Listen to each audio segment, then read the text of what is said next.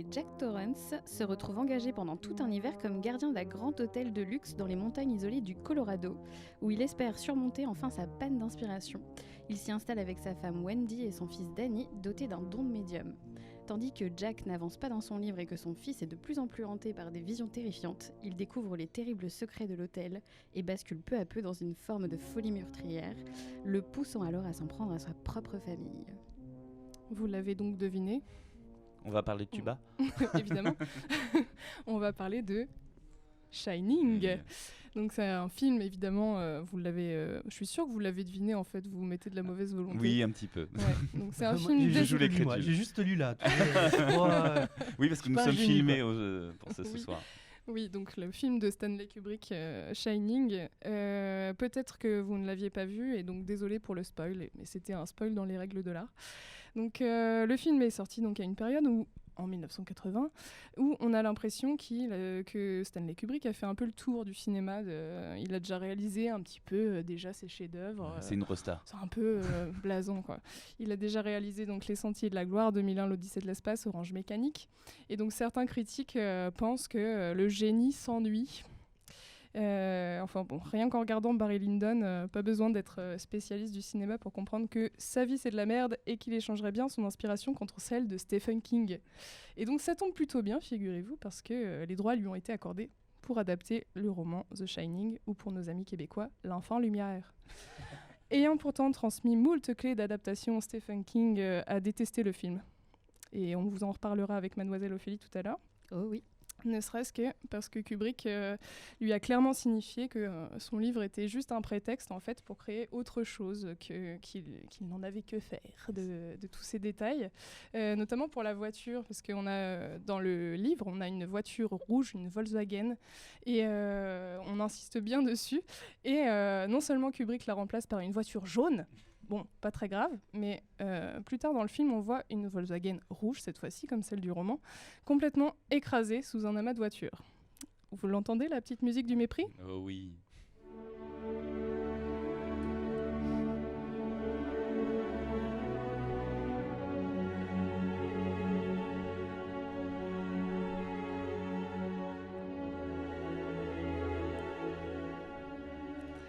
Donc, si on ne veut pas parler des mêmes choses que ce bon vieux Steph dans son roman, de quoi parle-t-on réellement ? Donc voyez-vous, Stanley était adepte des images subliminales et il dissimulait donc des détails un peu dans tous ses films, des indices pour montrer à qui c'est bien observé quels sont les vrais sujets de ces films.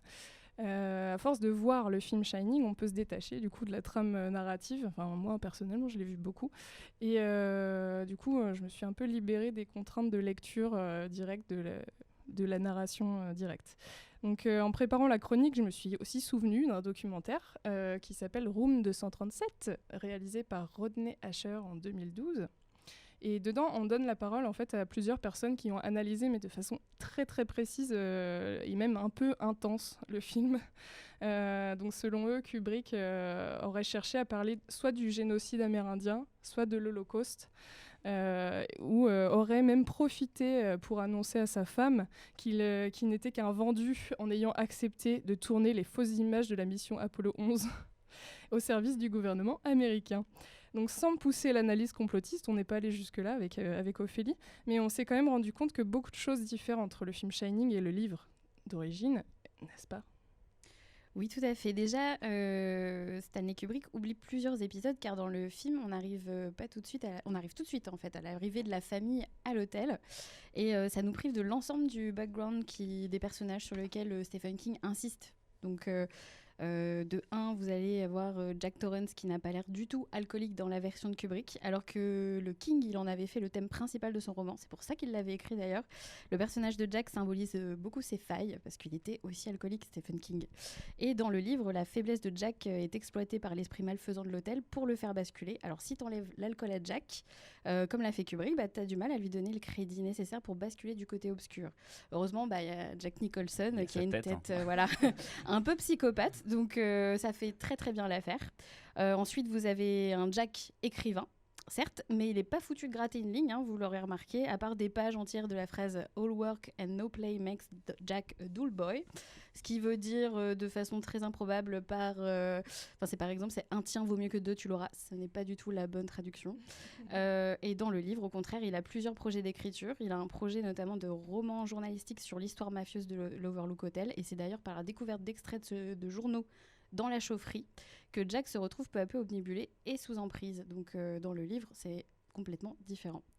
Et enfin, même si on précise que la liste n'est pas exhaustive, le personnage imaginaire appelé Tony, le personnage bizarre là, qui est représenté par un petit annulaire du petit Danny qui le fait parler.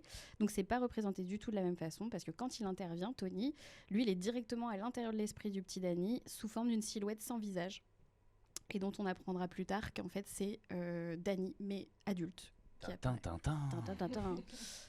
Et donc, à la limite, on peut se dire que c'est impossible de montrer en 2 heures de temps de film l'équivalent de tout ce qui se passe dans un roman. Soit, mais Stanley s'est quand même amusé à ajouter des trucs. Et par exemple... Come play with us, Danny. Forever. And ever. And ever. Vous vous rappelez peut-être les jumelles un peu cheloues qui n'existent évidemment. Elles sont adorables. Elles sont super flippantes. Il y a beaucoup de gens qui ont été traumatisés par ces jumelles. Très rassurantes, moi, je trouve. Donc elles n'existent pas dans le roman et ça paraît plutôt cohérent avec le récit suggéré de l'ancien gardien qui tenait aussi l'hôtel et qui aurait tué sa famille dans l'hôtel. Donc voilà, vous avez surtout un élément très important du film qui n'existe pas. Et donc dans le roman, il y a des événements fantastiques et notamment des animaux taillés dans des buis dehors, donc à l'extérieur de l'hôtel, qui se déplacent tout seuls. Mais là, c'est pas le cas, et disons que les effets spéciaux de l'époque auraient rendu ces animaux assez kitsch, et Kubrick a donc choisi de remplacer ces animaux taillés dans des buis par quelque chose de bien plus grand, et c'est tellement énorme qu'on peut pas le louper. C'est un roc, c'est un pic, c'est un cap, que dis-je, c'est un cap, c'est une péninsule. Et oui, le labyrinthe, c'est comme si... Ça y est, on a le lien. Et oui, on y vient. Donc c'est comme si en fait il avait troqué les structures en arbre d'Édouard aux mains d'argent sur quelque chose de plus symbolique, de plus colossal. Donc le labyrinthe, c'est une pure invention de Kubrick, comme disait Ophélie, il n'existait pas dans le roman. Donc on le voit en maquette, en plan zénital, en plan subjectif, pour s'y amuser ou même pour y survivre. Ce labyrinthe représente clairement l'hôtel lui-même aussi, hanté par de terribles événements du passé, tout comme les personnages qui viennent le peupler. Donc c'est pas comme si les personnages n'étaient pas déjà assez amochés avant d'arriver. Donc ce qu'on sait en lisant le roman, c'est donc que Jack est déjà alcoolique et s'est fait virer par le lycée où il enseignait après avoir castagné un élève. Et ça, c'est pas dit dans le bouquin, dans le livre, non, dans le film, pardon. Non. Et aussi, il a aussi pesté le bras de son fils Danny. Ça, c'est dans le livre. C'est vraiment pas sympa. Dans le livre, ouais. Ouais, mais dans le film, c'est Jack Nicholson. Ouais, et ça suffit. Mais on insiste beaucoup dans le livre là-dessus, et ce qui fait que Wendy n'est pas ultra chaude pour aller s'enfermer 6 mois dans un hôtel coupé du monde avec son mec qui les observe par la fenêtre en contre-plongée avec un regard bovin. Le même regard que le personnage d'Alex dans Orange Mécanique d'ailleurs, qui n'est pas très rassurant lui non plus, et qui se retrouvera lui-même piégé dans son propre jeu, lui aussi. Donc dans Shining, on peut aussi faire l'analogie entre Torrance, leur nom de famille, et le mot Taurus, c'est-à-dire le taureau, qui n'est pas sans rappeler un certain Minotaure. Vous ne sortirez jamais d'ici, étrangers! Hein? Ce tombeau sera votre tombeau! Aucune issue, on est coincé. Ce tombeau sera votre tombeau. Ah, c'est bien trouvé ça. Donc il n'y a pas que les personnages qui sont instables, les mouvements de caméra aussi sont assez instables. Dès le générique, on a cette caméra qui surplombe la voiture et les paysages dans lesquels on monte jusqu'à cet hôtel complètement coupé du monde, comme si, encore une fois, un autre personnage venait les observer dans leur chemin. Dans le style déambulatoire aussi, on a le petit Danny qui est adepte des déplacements en tricycle dans les couloirs de l'hôtel. Et à force de le suivre, on peut s'y perdre. Et en fait, c'est plutôt normal parce que dans ce fameux documentaire Room 237, on entend parler des maniaques de ce film, donc comme je disais, et quelqu'un a tenté de reconstituer carrément les trajets de Danny en vélo. Donc il y en a 3. Oui, il y a des gens qui ont du temps. Il y a des gens qui ont du temps, effectivement. Je pense que... Donc il y en a 3. Donc pour le premier, il tourne autour du salon, le salon principal, le salon Colorado comme il s'appelle. Donc jusqu'ici tout va bien, le trajet est totalement normal. Ensuite, il fait un trajet en forme de P, soi-disant. Donc ce qui est le plus étrange dans ces trajets, c'est qu'on mélange des espaces du rez-de-chaussée en fait de l'hôtel et aussi il prend un petit tournant et puis d'un coup on se retrouve à l'étage de l'hôtel sans couper la caméra. Donc on pousse le bouchon jusqu'à faire une map comme dans notre documentaire Maniac. Si on fait ça, du coup, on se rend compte que même dans d'autres scènes, si on se fie au plan séquence, au mouvement de caméra, certains lieux comme les toilettes du bar où il rencontre Goldie, pour ceux qui se rappellent du film, ou alors le bureau du directeur de l'hôtel au début, ils sont placés complètement, ces lieux-là sont placés complètement de façon illogique. Donc par le lieu, on nous raconterait donc peut-être l'architecture émotionnelle des personnages plus que la vraie architecture de l'hôtel et les contradictions de notre propre esprit. Dans ce trajet en forme de P, ne serait-il pas finalement une forme de clé où il voudrait sortir de cet endroit, peut-être. Il voudrait trouver la clé d'une de ces chambres mystérieuses devant laquelle il passe. Au hasard, ça pourrait être celle de la chambre 237, enfermant les fantasmes de son papa qui s'envoie en l'air avec des fantômes. Alors, la chambre 237 ou la chambre 217 ?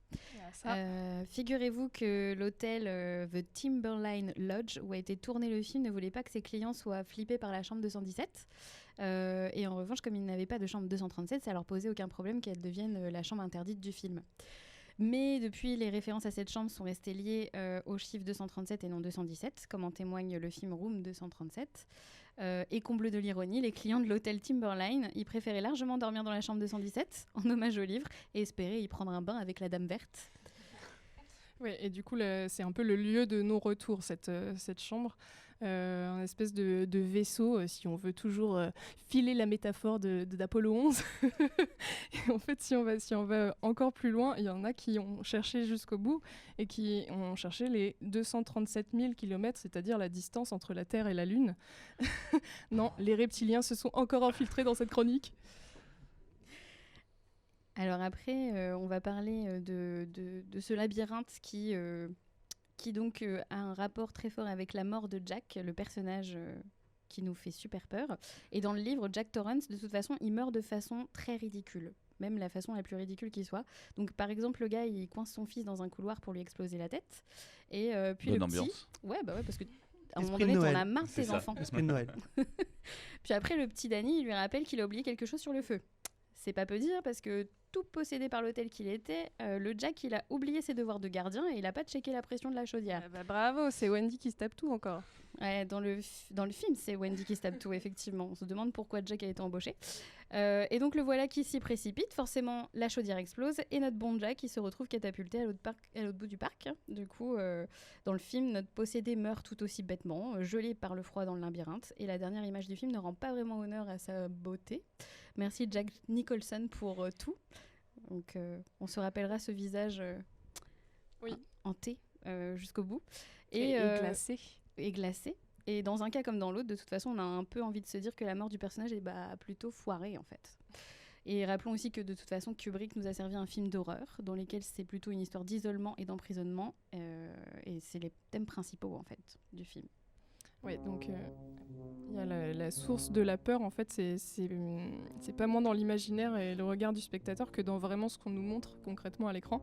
Il y a les visions de l'ascenseur sanguinolent et les jumelles charcutées, voilà. Mais le reste du temps, en fait, on nous montre pas grand-chose finalement, c'est vraiment une histoire d'ambiance.